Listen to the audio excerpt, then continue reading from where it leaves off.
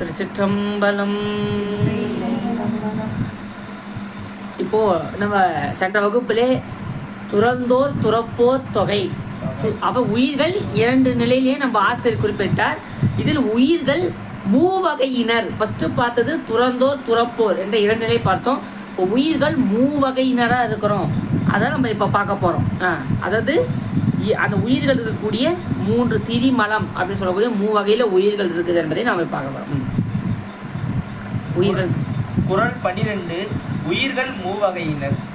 திரிமலத்தார் ஒன்று அதனில் சென்றார்கள் அன்றி ஒரு மலத்தார் ஆயும் உலர். பொருள்: எல்லா உயிர்களும் மூவகையுள் அடங்கி நிற்பர். ஆணவம், கண்மம், மாயை ஆகிய மும்மலமும் உடையவர் எனவும், அவற்றுள் மாயை நீங்கிய இருமலம் உடையவர் எனவும், மாயையோடு கண்மமும் இன்றி ஒரு மலமே உடையவர் எனவும் இங்கனம் மூவகையினராவர். அதாவது உயிர்கள் 3 வகையினருங்க. ஒன்று பிரளயாகலர், ஒன்று விஞ்ஞானகலர், ஒன்று சகலர். அதாவது ஆணவ மலம் மட்டும் உடையவர்கள், ஆணவமும் கண்மமும் உடையவர்கள், ஆணவம் கண்மம் மாயை உடையவர்கள். அப்போ ஆணவம் கண்மம் மாயை ஆகிய 3 மலத்தையும் உடையவர்கள் யாருன்னா நம்ம தான் சகலர் அப்படின்னு பெயர். சொற்பொருள்: திரிமலத்தார் மும்மலம் உடையவர் எனவும், அதனில் ஒன்று சென்றார்கள், அம்மும்மலங்களுள் ஒன்று நீங்கி இருமலம் உடையவர் எனவும், அன்றி அவரே அன்றி ஒரு மலத்தாராயும் ஒரு மலமே உடையவர் எனவும் உலர். இங்கனம் அனைத்துயிரும் 3 வகையினராய் உள்ளனர். அனைத்து உயிர்கள் அனைத்துமே இந்த 3ல தான் இருக்குதுங்க. அப்போ நம்ம இதெல்லாம் செஞ்சுச்சிக்கணும். இப்போ முக்தி பெற்றவர்களுக்கு கூட இது பாருங்க, கருத்து செஞ்சுச்சிங்கம்மா. இப்போ நான் சொல்லும் போது இது அடிக்க மறக்கக்கூடாது. முக்தி பெற்றுச்சுன்னா ஐயா நம்மளுக்கு ஆணவ மாலம் போயிடுமான்னு ஒரு சந்தேகம் வரல உங்களுக்கு. ஐயா முக்தி காலத்திலே உயிர்கள் ஆணவ மலம் நீங்கி நிற்குமா ஐயா அப்படின்னு கேட்டிங்கன்னா, அப்போதும் சைவ சித்தாந்தம் ஒரு படி மேலே போய் சொல்கின்றது, முக்தியிலும் ஆணவம் குன்றி இருக்குமே ஒழிய நீங்கி இருக்காதுன்னு சொல்லும். அவ பாருங்க, ஆணவ மலம் முளைப்பின்றி இருக்கும். அவ பாருங்க, அதுதான் முக்திக்கு உரிய நிலை. அப்பொழுது ஆணவ மலம் நீங்கி முழுமையா நீங்கிடுச்சான்னு கேட்டா இல்லை. அப்படி முழுமையா அது நீங்கி இருந்தா மேல் உலகத்துல போன மொத்த உயிர் அங்கே தானே இருக்கணும். மீண்டும் சுவாமி போடுகின்றானே. பாருங்க, ஒரு உயிர் நிறைய புண்ணியிட்டுது, பிரம்மா விஷ்ணு போஸ்டிங்க கூட போடுறாருன்னு நம்ம பார்த்தோம். உயிர்கள் பண்ற புண்ணியத்தினாலே அப்பட்ட இறப்பு தவம் செய்கின்றது. அப்போ உயிர்கள் பசு புண்ணியம் பண்ணுவதனால அந்த போஸ்டிங் பெறுது.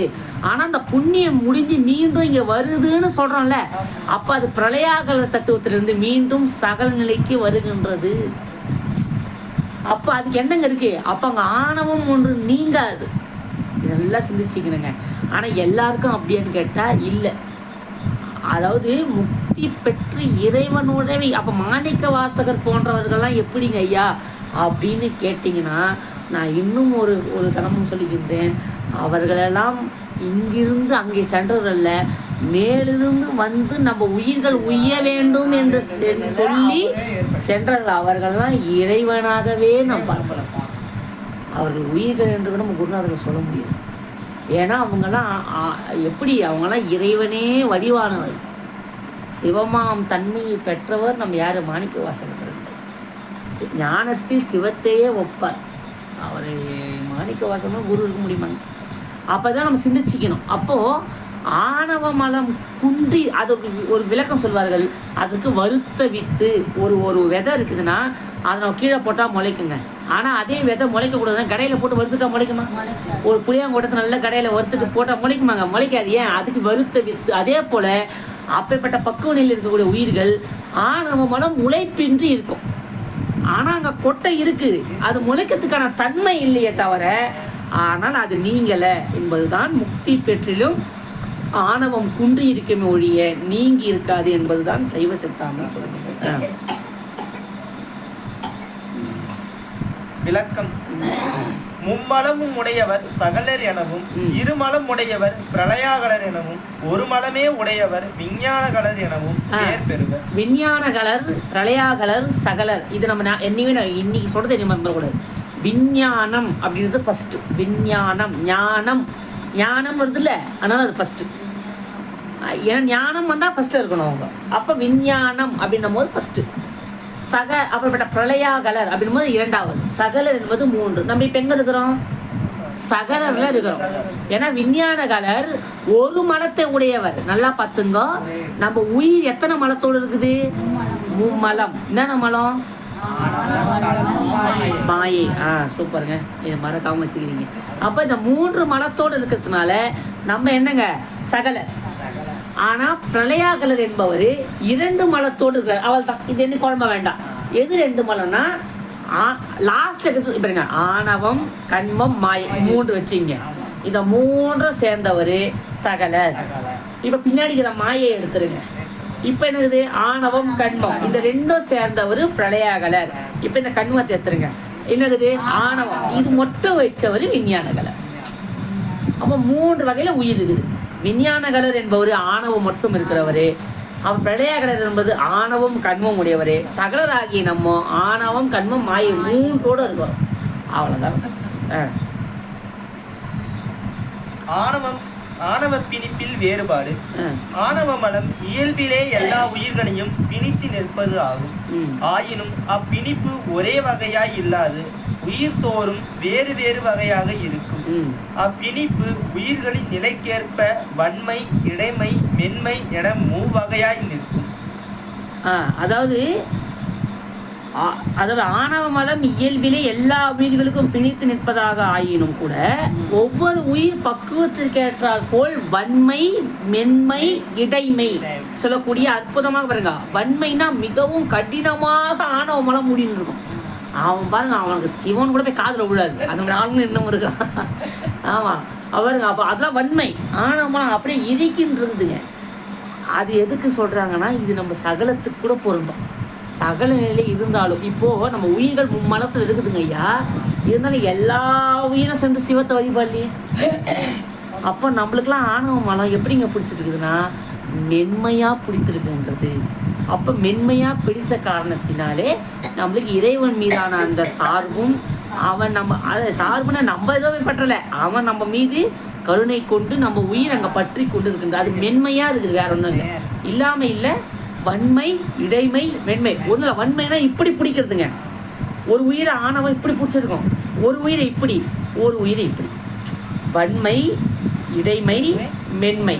மென்மையில நீங்களே கொஞ்சம் விலகி நிற்கிது. அதை நான் வச்சுங்க. சகலர். இப்போ நம்மளை பற்றி பார்க்க போகிறோம். இப்போ நம்ம இருக்கிறது சகல நிலை. இப்போ நம்மளை பற்றி சொல்லும் போது உற்று கவனிங்க. நம்ம மற்றவங்க கதை தெரிஞ்சுக்கிற மாதிரி நம்ம கதை நம்ம தெரிஞ்சுக்கணும். சகலர். ஆணவ மலம் வன்மையாய் பற்றிய உயிர்களுக்கு அம்மலத்திற்கு மாற்று பொருளாக மாயை, கண்மம் என்னும் 2 மலங்களை இறைவன் சேர்ப்பிக்கின்றான். மாயை என்பது இங்கே அசுத்தமே வடிவாகிய பிரகிருதி மாயையை குறிக்கும். பிரகிருதி தனது முக்குணங்களால் உயிர்களுக்கு பெருமயக்கத்தை விளைவிப்பது ஆகும். அது தனு, கரண, புவன போகங்களை அமைந்து உயிர்களை மயக்குகிறது. உயிர்களை பாருங்க எப்படி மயக்கி போடுது. அது பாருங்க, அதான் தனு, கரண, புவன, போகம் இதெல்லாம் கொடுத்து சுவாமி. இதை பிரகிருதி மாயை. மாயை பார்த்தீங்கன்னா 3 மாயைங்க. அதை நம்ம அப்புறம் மாயையில் பார்ப்போம். சுத்த மாயை, அசுத்த மாயை, பிரகிருதி மாயை. நீங்க மாயை நாயா அப்படின்னீங்க உள்ள போப்போ இன்னும் கிளாஸ் கடினமா இருக்கும். ஏன்னா மாயைன்னு ஒண்ணு எடுத்தோம், அது உள்ளே மாயம் இல்லை, மாயேயம்னு ஒண்ணு இருக்குது மாயைக்குள்ள. ஆனா பொதுவா மாயின்னு இந்த 3 சொல்லுவாங்க. 1 சுத்த மாயை, அசுத்த மாயை, பிரகிருதி மாயை. அப்ப அசுத்த மாயையில் இருப்பவர்கள் தான் விஞ்ஞானகலர். அப்புறம் அப்படி வருவார்கள். ஆனால் பிரளயாகலர் அப்புறம் சகலருக்கு பொறுத்தளவு அசுத்த மாயையில் இருப்பவர்கள் யாருங்கன்னா சகலர். ஏன்னா மும்மலத்திலே பிடிக்கப்பட்டு இருப்பார்கள். ஏன்னா இவர்கள் தான் பார்த்தீங்கன்னா இந்த தத்துவங்கள் இங்கே தான் வருது. எதுனா 24 தத்துவங்களும் இங்கே பிரகிருதி மாயிலிருந்து தான் பிறகுது. தத்துவங்கள் ஆன்ம தத்துவம் வரும் பாருங்க. அப்போ இதெல்லாம் பார்த்தா பிரகிருதி மாயில் போகும்போது தெரியாது. மெய்வாய், கண்மூக்கு, செவி, அப்புறம் அந்த கரணங்கள், அவரோட கண்மேந்திரியங்கள், ஞானேந்திரியங்கள், பஞ்சபூதங்கள், அப்புறம் நம்மளுடைய அந்த கரணமாகிய மனம், புத்தி, சித்தம், அகங்காரம். இதை பார்த்தீங்கன்னா ஆன்ம தத்துவம். அதான் சுத்தமாயை 5, அசுத்தமாயை 7, பிரகிருதி மாயை ஆகிய தத்துவங்கள் பார்த்தோன்னா ஆன்ம தத்துவம் தான் பிரகிருதி மாயை. அதில் பார்த்தீங்கன்னா 24 வரும். அப்போ பாருங்க, இந்த 24 ப்ளஸ் ஒரு 7 ப்ளஸ் ஒரு 5 சேர்த்திங்கன்னா 36 வரும். இதுதான் தத்துவங்கள் கோட்பாட்டில் படிக்கும் போது தான் படிப்போம். தத்துவங்கள் மொத்தம் சேர்த்திங்கன்னா 36 அதான் 6 கடந்து நீயும் நானுமாய் ஏகபோகமாய் நிற்கும் நாள் உலகம் பட்டின தற்பாரு. 6 எத்தனைங்க? 36 தத்துவங்களை கடந்தால் இறைவனை பெறலாம். தத்துவங்களை கடந்து போகணும். அதான் படிதான் இல்லா பரம்பரனே முன் தத்துவங்கள் படி. இது பாருங்க, ஒண்ணுக்குள்ள போனா நான் எதை சொல்றது இதுக்குள்ள போனா மார்க்கண்டேயர் வரலாறு வருது. என்ன பண்றது? கடினமான சூழ்நிலை சுவாமி என்னை உட்கார வைத்திருக்குங்க. எந்த கருத்தை சொல்றது? ஏன்னா ஒன்றும் வைரமா இருக்குது. எந்த கருத்தை உங்களுக்கு சொல்லலாம்? ஏன்னா ஒன்றும் விலை மதிக்க முடியாத பொக்கிஷங்கள் இதில் அடங்கி இருக்குங்க. ஒன்று சொன்னால் ஒன்று சொல்ல முடியாது. இதை சொல்லும் போது தத்துவங்களுக்குள்ள போனால் மார்க்கண்டேயர் வரலாறு சொல்லணும். அதெல்லாம் நம்ம விளக்கமாக பார்ப்போம். சரி, இப்போதைக்கு ஏன்னா கொஞ்சம் அப்படி உள்ளே போனால் நம்ம வேறு கைதுக்கு போயிடுது. நம்ம அந்தந்த வகுப்பப்போ சிந்திப்போம். இப்போதைக்கு ஞாபகம் வச்சிங்க, மாயை என்பதில் நம்ம பார்த்து கொண்டு வரோம்.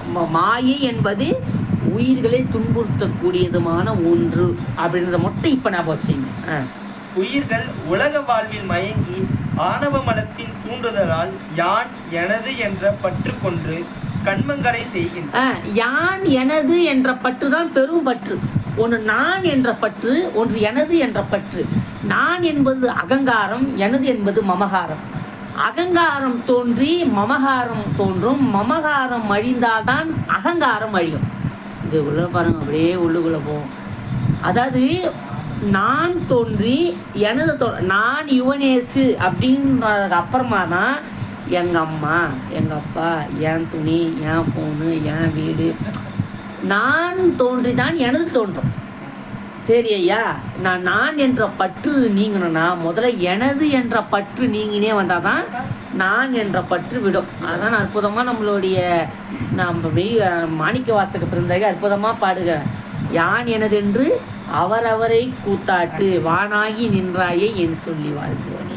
இப்போ நான் எனது தான் நம்மளுடைய பற்று இந்த 2 தான். ஒன்று நான் என்ற பற்று, எனது என்ற பற்று. நான் தாங்க பண்ணேன் அப்படின்னு முனைப்போ சொல்லுவோம். யாருங்க? நான் தான் வச்சேன். நான் இப்போ அப்படின்னும். இந்த ஃபோன் யாரு? எந்த ஐயோ இந்த 2 பற்று நம்ம என்ன பற்றுது? நம்மள விடாது. நம்ம நான் பற்று, எனது பற்று. ஐயா இப்போ சொல்லுவாங்க சில பேர் சொற்பொழி பண்ணுவாங்க, பற்று நீங்கி என்றுங்க எனக்கு எந்த இதுவுமே இல்லைன்னுவாங்க. நீங்கள் என்ன பண்ணுங்க, டக்குன்னு அந்த இதில் இருக்கிற கேமரா பிடிங்கன்னு ஓடிங்கன்னா பின்னாடியே ஓடி வருவார். ஐயோ கேமரா ஐயா பட்டில் நாயா ஓடி வரீங்கன்னா சும்மா பேச்சு சொல்லலாம். ஏன்? அது உயிரோடு தொடர்பட்டதுங்க. அது உயிரில் கலக்கணும். அது உயிரோடு கலக்க தானேங்க. அது சும்மா சொல்லுன்னா பொறுமை. அது எதுவுமே சொல்லல இருந்தால் பயன் தராது, செயலுக்கு வந்தால்தான் பயன். இவ்வாறு ஆணவ பந்தம் வன்மையாய் உள்ள உயிர்களை ஏனைய மாயை கண்மம் எனும் 2 மலங்களும் வந்து பற்றும். அதாவது கண்மம், மாயை மலம், கண்ம மலம்னா வினை. விருப்பு வெறுப்பு உண்டாகும் போது உயிர்கள் வினை செய்கின்றது. விருப்பு கொண்டாலும் வினைங்க, அதை வெறுப்பு கொண்டாலும் வினை. அதை விருப்பு வெறுப்பு இல்லாமல் உயிர்கள் வாழ பயிற்சி எடுக்கணும். மும்மலம் உடைய இவர்கள் சகலர் எனப்படுகின்றனர். நம்மளாம் மும்மலத்தை உடையவர்கள் என்று மறந்துடக்கூடாது. இப்போ நம்ம இருக்கக்கூடிய மலம் என்னங்க? மும்மலம். என்னைக்கு தூக்கத்தில் எழுப்பி இப்படி கேட்டால் கூட சொல்லணும். சகலர் என்ற சொல்லுக்கு கலையோடு கூடியவர் என்பது பொருள். கலை என்பது பிரகிருதி மாயையை குறிக்கும். எனவே கலையாகிய பிரகிருதி மாயையோடு கூடியவர் சகலர் என பெயர். மாயை என்பது கலை, பிரகிருதி மாயையோடு நம்ம கூடியிருக்கிறோம். அதான் சொன்னேன், சகலம் என்பது பிரகிருதி மாயோட கூடிய நிலை. அது அசுத்த மாயை. அதை பிரகிருதி மாயை என்பது 24 தத்துவங்களை தன்னகத்தே கொண்டது. அதை நம்ம விளக்கமா தத்துவங்கள் படிக்கும்போது பார்ப்போம். பிரளயாகலர். இனி ஆணவ மலம் வன்மையாய் நில்லாது இடமையாய் நிற்கும் உயிர்களுக்கு மேற்கூறிய பிரகிருதி மாயையின் தொடர்பு நீங்கும். ஆயின் கண்மம் எனப்படும் வினை உண்டு. அதனால் அவர்கள் ஆணவம் கண்மம் என்னும் 2 மலம் உடையவராயினர். ஏதோ ஒரு பிரளயத்தில் ஊழிக்காலத்தில் இவர்கள் கலையாகிய பிரகிருதியின் என்றும் நீங்கினர். ஆதலால் பிரளயாகலர் எனப்பட்டனர். அகலர் கலை இல்லாதவர். பிரளயா அகலர். பிரளயா என்பது ஒரு ஊழி காலத்திலே இவர்கள் எல்லாம் அதை நீங்கி இந்த பக்கம் வந்திருக்கிறாங்கன்னு அர்த்தம். ஊழி காலம்னா அதுக்குள்ளே போனால் அது ஒரு டாபிக். ஊழி காலம் என்பது இறைவன் சம்ஹாரம் செய்திடுவார்.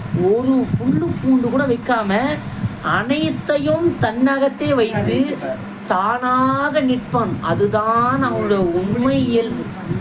அதுதான் உண்மை இயல்பு. ஊழி காலத்திலே அனைத்தும் தன்னை அழித்தான் என்றால் அழிந்து அங்கே நிற்காதுங்க.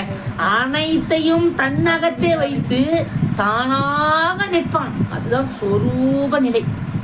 அப்போ பரசிவன் அந்த சக்தியும் தொழில் இல்லாமல் அவனுக்குள்ளே ஒடுங்கிடும். சக்தியும் தொழில் இல்லாமல் அவனுக்குள்ளே ஒடுங்கி நிற்கக்கூடிய நிலை தான் சுவாமியோடைய உண்மை இயல்பு. அதை பார்த்தோம். அதான் உண்மை இயல்புங்க சுவாமிக்கு. அப்போ எப்படிங்க இருப்பான்? அப்படியே சிவமாக நிற்பான். அப்போ எந்த அப்படியே சொல்லுங்க பாரு, மயான அமைதியாக இருக்கும். எதுவுமே இருக்காதுங்க. அப்படியே அண்டம் உலகெல்லாம் கூட இருக்காது. எதுவுமே இல்லாமல் அப்படியே நிற்பான். எத்தனை காலங்க இருப்பாங்க? பலகா. அது எத்தனை காலம் கணக்காக பண்ண முடியும்? ஊழி காலம். அதான் ஊழி. ஊழினாலே இங்கே எங்கே சொல்லுவாங்கன்னா வினையை சொல்வார். ஊழி வினை கோட்பாட்டில் ஊழி காலம்னா வினை கோட்பாட்டில் சொல்லுவார். அப்போ பாருங்க, அப்போ அந்த ஊழி காலத்திலே சகலராக இருந்தவர்கள் கலர், அவரோட அகலர் என்றால் கலை இல்லாதவர்னு பேர். கலர்னா கலை, அந்த அது நீங்கிறதுனால அகலர். கலர்னா கலை. இப்போ கலர்னா நான் வச்சுக்க, நம்மள கலர்னா சொல்லுவோம், பெயிண்ட் சொல்லுவோமா இல்லையா? அவள் பெயிண்ட் வந்து பார்க்கறதுக்கு நல்லா பார்க்கறதுக்கு பிரம்மாண்டமாக இருக்கும். அது இல்லாமல் இருக்கிறவங்கன்னு வச்சு, பெயிண்ட் பார்க்கறதுக்கு நல்லா சந்தோஷமாக இருக்குதா இல்லையா? அதை நீங்கி இருப்பவங்க இவங்க. அப்போ என்ன தெரியுதுங்க? மாயை நீங்கி இருப்பவங்க.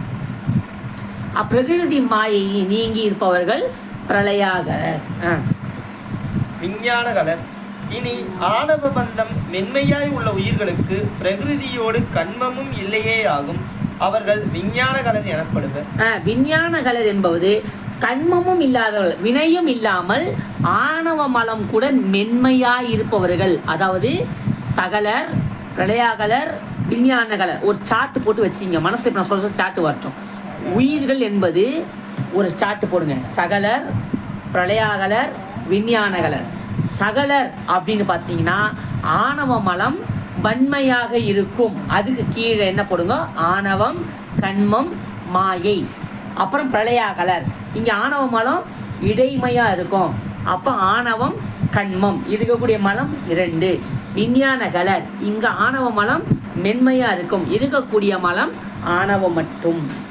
இந்த சாட்டு எப்போல்லாம் உயிர்கள் எடுத்தோமோ நெஞ்சுக்குள்ளே இந்த சாட்டு வந்துடும், மறக்கக்கூடாது. உயிர்கள் 3: சகலர், பிரளயாகலர், விஞ்ஞானகலர். சகலர் என்பது மும்மலத்தார், பிரளயாகலர் என்பது இருமலத்தார், விஞ்ஞானகலர் என்பது ஒரு மலத்தார். அப்படி சகலர் என்பது நம்ம உயிர்கள். நம்ம 3 மலத்தோடு இருக்கிறோம். இறுக்கமாக வன்மையாக ஆணவ மலம் வன்மையாக இருக்குது. பிரளயாகலர் இவங்களுக்கு ஆணவ மலம் இடைமையாக, அதான் பாதியாக இருக்குது. அப்புறம் பார்த்தா விஞ்ஞானகலர் இவங்களுக்கு ஆணவ மலம் கால்வாசி தான் இருக்குது, மென்மையாக இருக்குது, மேலோட்டமாக இருக்குதுன்றத கருத்தில் வச்சுக்கணும். இந்த கருத்து தான் இங்கே பார்த்தோம். இதை மறக்க, இந்த சார்ட்டையுமே மைண்டில் வந்துடணும். விஞ்ஞானகலர் இதுகாரம் இதுகாரம் கூறியவற்றால் பிரகிருதியோடு இதுகாரம் கூறியவற்றால் பிரகிருதியோடு கூடியிருப்பவர் சகலர் என்பதும் பிரகிருதியின் நின்று நீங்கியவர் அகலர் என்பதும் விளங்கும். இப்போ என்னன்னா இதில் பாருங்க, அசுத்த மாயையிலேயே சேர்ந்தவர்கள் தான் விஞ்ஞானகலரும் பிரளயாகலரும். பிரகிருதி மாயையில் சேர்ந்தவங்க சகலர். அவ பாருங்க, சகலர்களுக்கு மட்டுமே உரித்தாகிறது இந்த பிரகிருதி மாயை, கேவல மலம். அவ பாரு, பிரகிருதி மாயை என்பது அசுத்த மாயையிலையும் கேவலம் பிரகிருதி மாயை. அந்த மாயில் இருப்பவங்க தான் நம்ம மும்மலத்திலையும் இருக்கிறோம். ஆனால் மாயை நீங்கிட்டாலே உயிர் எப்பேற்பட்ட தன்மைப்படுது பார்த்தீங்களா? மாயையில் மயங்கி நிற்குது. மாயை அப்பப்பட்ட ஒரு காலத்திலே பிரளய காலத்திலே, அப்போ பிரளயாகலரும் விஞ்ஞானகலரும் அசுத்த மாயையை சேர்ந்தவர்கள் நம்ம வச்சுக்கணும். மாயை 3ன்னு சொன்னேன். 1 சுத்த மாயை, அசுத்த மாயை, பிரகிருதி மாயை. பிரகிருதி மாயை ஆகிய இந்த மாயையில் இருப்பவர்கள் தான் நம்ம உயிர்கள். அப்போது சகலர்னா நம்ம உயிர்கள் சகலர் ஞாபகம் வச்சுங்க, ஒன்றும் குழம்ப வேண்டாம். சகலர்னாலும் ஒன்று, உயிர்கள்னாலும் ஒன்று, ஆன்மானாலும் ஒன்று. நம்ம பேரை வந்து கலை சொற்கள் மாற்றி சொல்லும் போது ஐயா எதோ சொல்கிறேன்னு நினைக்க வேண்டாம். ஒரே ஒரு பொருள் பன்மொழி. ஆணவம் சொன்னாலும் ஒன்று, மலம் சொன்னாலும் ஒன்று, பாசம் சொன்னாலும் ஒன்று. அப்படின்னு இல்லைங்களா? இப்போ ஆம்பளைன்னு சொன்னாலும் ஒன்று, ஆண் சொன்னாலும் ஒன்று, பாயின்னு சொன்னாலும் ஒன்று, மென்னு சொன்னாலும் ஒன்றா இல்லையா? இப்போ கேர்ள், பெண், மங்கை, மாது, இதெல்லாம் வேற வேற பேரா? ஒரே பிரச்சனை. அதே தாங்க இது. ஆணவனாலும் மலம்னாலும் பாசம்னாலும் எல்லாம் ஒன்று தான். தலைனாலும் ஒன்று. தலைன்னு சொன்னாலும் இதுதான். தலைனா சின்ன, அதாவது குறியில்லா வராது, நெடில்லா பெரியலா வரும்.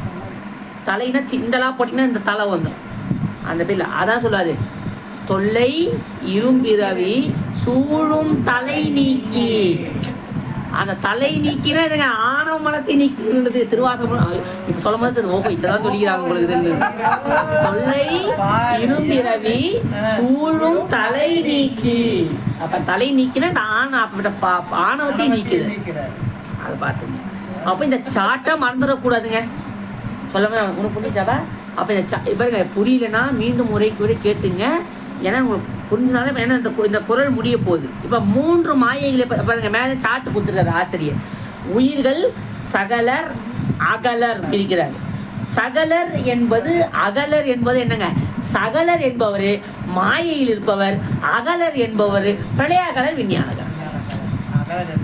உயிர்கள் சகலர் அகலர் 2 கேட்டகரி. சகலர்ல நம்ம இருக்கிறோம், ஒன்றும் இல்லை, மாயை மலத்தில் சேர்ந்துக்கிறோம்.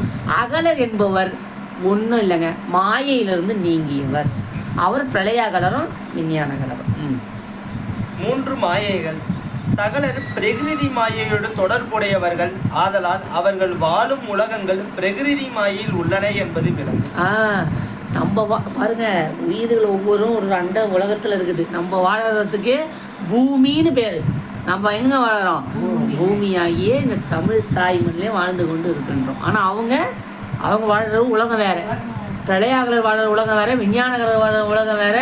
இதெல்லாம் கலந்து தேவர்கள் பாருங்க, இவ்வளோ அண்ட சராசரம் தெரியுமா இருக்குது. நம்ம இப்போ வாழ்கிற பூமி எங்க? நம்மளுக்கு சிந்திக்க டைம் இருக்குது.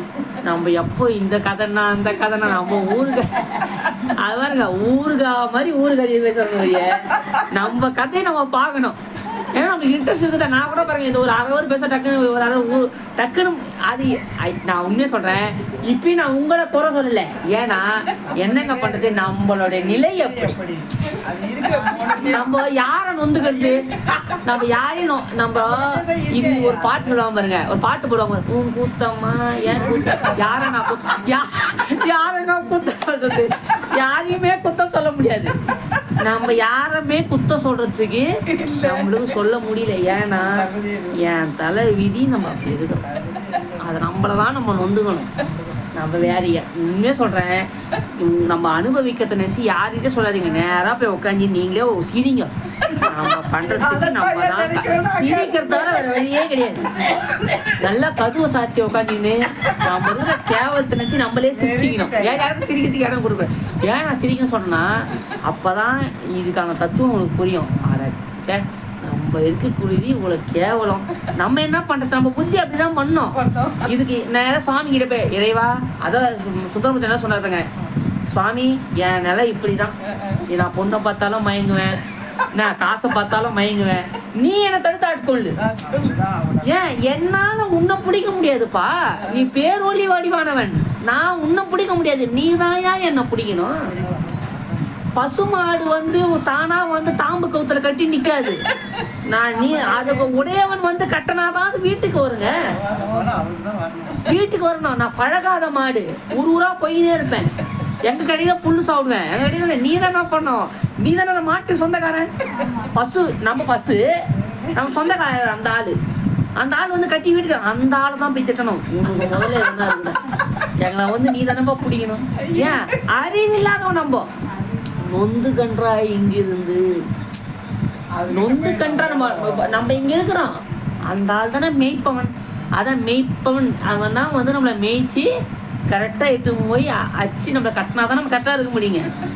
அதனால சுவாமி இந்த வகுப்பில் நம்மளை கட்டி வச்சிருக்கிறான். இந்த வகுப்பு மூலிமா நம்ம பயன் பெறணும் அப்படின்னு சுவாமி அருள் தான் இங்கே நம்மளுக்கு வியாபகம் பண்ணி இருக்குது. இப்போ கூட திருப்பி சொல்கிறேன், நம்ம இந்த சைவ சித்தாந்த வகுப்புக்கு வரோம், இது கேட்க வரோம்னா இறைவன் நம்மளை அழைச்சிருக்கான். அவன் அழையாமல் நம்ம செவி மடுக்காது சித்தாந்தம் கேட்பதுக்கெல்லாம். நம்ம அப்பேற்பட்ட மும்மலத்தில் இருக்கிறோம். மும்மலத்தில் இருக்கிறோன்றத தெரியாமல் இருக்கிறவங்க மத்தியில் இதில் இருக்கிறோன்றத தெரிய வச்சுக்கிறாரு இல்லையா? எவ்வளோ பேர் இதில் இருக்க. இப்போ ஐயா நான் பாருங்க, நான் உணர்றேன், கடை தேடுறேன், சாமி வழிபாடு பண்ணுறேன், முக்தி அடைகிறேன், இதெல்லாம் ஒரு பக்கம் இருக்கட்டேங்க. முதல்ல இந்த கேவலத்தில் இருக்கிறோமாச்சு சாமி நம்மளுக்கு தெரியப்படுத்துறாரு. அதாவது ஒருத்தன் பாருங்க, ஒரு கேவலமாக இருக்கிறான்னு தெரியாமையே அவன் வாழ்ந்துட்டு போயிட்டா எப்படிங்க? நான் இப்படி தான் இருக்கிறனாச்சும் அவன் தெரிஞ்சினா தானே. அப்போ அதுதான், அதாவது நம்ம ஒருத்தன் திருட இருக்கிறான், அவன் வாழ்க்கை ஃபுல்லாக திருடின்னு இருக்கிறான். நான் திருடுறது தப்புனாச்சும் அவன் தெரிஞ்சிட்டு கூட திருடிட்டான். நான் திருடுறது தப்புன்னே தெரியாமல் திருடினா தான் அவன் எவ்வளோ பெரிய அஞ்ஞானத்தில் இருக்கிறான். அதனால தான் பாருங்கள், நீங்கள் நம்ம வாழ்வோம் கேவலத்தில் தான் வாழ்ந்துன்னுக்குறோம். அட்லீஸ்ட் இது கேவலமாச்சு தெரிஞ்சுனாச்சும் வாழ்வோம். இது கேவலம் தெரியாமல் ஐயோ என் ஃபோனு, என் புக்கு, என் குழந்தை அப்படின்னு சொல்லாமல் இதெல்லாம் கேவலங்க. சரி வாழ்ந்துப்போம், என்ன பண்ணுறது, மாட்டிக்கணும், யாரை போய் கேட்கறது, வந்துட்டோம், அனுபவிச்சு தானே ஆகணும், அனுபவிப்போம். இது மத்தியில் என்னங்க சொல்லிடுறாங்க, பூஜை பண்ணு. அப்போ கடை தர வழியை பார்க்கணுமா இல்லையா? சரி மாட்டிக்கணும், இதுக்கு என்னங்க வழி, ஒரே வழி தாங்க இருக்குது, பூஜை பண்ணணும்.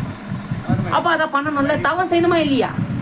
யானேயோ தவம் செய்தேன் சிவாய நம்ம வேணா பெற்றேன். படிக்கும்போது நல்லா இது தவம் செய்ய, தவம் செய்த தானே அந்த சிவாயை நம்ம பெற முடியும். அப்போ தவம் செய்ய நம்ம ஆரம்பிக்கணுங்க. அவர்களுக்கு அமைந்த உடம்புகளும் நுகர்ச்சி பொருள்களும் பிரகிருதியின் காரியங்களே ஆகும். இனி பிரளயாகலரும் விஞ்ஞானகலரும் பிரகிருதியின்றும் நீங்கியவர் ஆயிற்றே. அவர்கள் வாழ்வது எங்கே? அவர்களுக்கு உடம்பு முதலியவை எவ்வாறு அமையும் என வினவலாம். உயிர்களுக்கு இடம் மாயையாகும். உயிர்கள் மூவகையினராய் அமைதல் போல மாயையும் மூன்றாக அமையும். அவை சுத்த மாயை, அசுத்த மாயை, பிரகிருதி மாயை என்பன. சகலருக்கு பிரகிருதி மாயை இடமாக அமையும் என அறிந்தோம். பிரளயாகலருக்கு அசுத்த மாயை இடமாகவும், எனவே அவர்கள் வாழும் உலகங்கள் அசுத்த மாயையில் உள்ளன என்பதும் விளங்கும். விஞ்ஞானகலருக்கு சுத்த மாயை இடமாகும், எனவே அவர்கள் வாழும் உலகங்கள் சுத்த மாயையில் உள்ளவனவாகும். பிரளயாகலர் விஞ்ஞானகலர் ஆகியோர்களுக்கு உடம்பும் நுகர்ச்சி பொருள்களும் ஆகியவை அவ்வமாயைகளுக்கு ஆனவை என்பதை அறியத்தகும். அவ்வமாயைகளால், அதாவது அவ்வமாயைகள் என்பது அந்தந்த மாயைகளுக்கு உரித்தான உடம்பு, வேற ஒன்றும் இல்லை. அவ்வமாயை என்பது அந்தந்த மாயை. பாருங்க, நல்லா கரு தூண்டி பார்த்துங்க. விஞ்ஞானகலர் என்பவர்கள் சுத்த மாயையில் அடங்குவார்கள். விஞ்ஞானகலர் சுத்த மாயை, அசுத்த மாயை, பிரகிருதி மாயை. சுத்த மாயையில் இருப்பவர்கள் விஞ்ஞானகலர், அசுத்த மாயில் இருப்பவர்கள் பிரளயாகலர், பிரகிருதி மாயில் இருக்கக்கூடிய சகலர். அப்போ இந்த மூன்று மாயையில் சுத்த மாயை என்பது நாதம், விந்து, சதாக்கியம், ஈஸ்வரம், சுத்த வித்தை அப்படின்னு 5 தான் சுத்த மாயையில். சுத்த மாயை தத்துவங்கள் எத்தனைனா 5. என்னையும் மறந்துடாதீங்க. சுத்த மாயின்னு சொன்னால் 5. ஒன்று நாதம், விந்து, சதாக்கியம், ஈஸ்வரம், சுத்த வித்தை. இந்த 5 தத்துவங்கள் இருக்குதுங்க. இப்போ இதுக்குள்ளே இருக்கிறது எப்படிங்க விஞ்ஞான கலராக வாங்கினா அதுக்குள்ளே போனால் தான் நம்ம அந்த சாப்டரை பற்றி தனியாக படிப்போம். அப்போ அது உள்ளே போகும்போது என்னென்னா அங்கே தான் யாருங்க இருக்குதா, இந்த நவதரு பேதம்லாம் சுத்தமாயில தான் இருக்கு. அப்போ சுத்தமாயில கூட பிரம்மா, விஷ்ணு, அப்போ இவங்கெல்லாம் சொல்கிறோமே, அப்போ இவங்களாம் என்ன விஞ்ஞான கலர் தான். இப்படி நல்லா புரிஞ்சுக்கணும் நீங்கள்.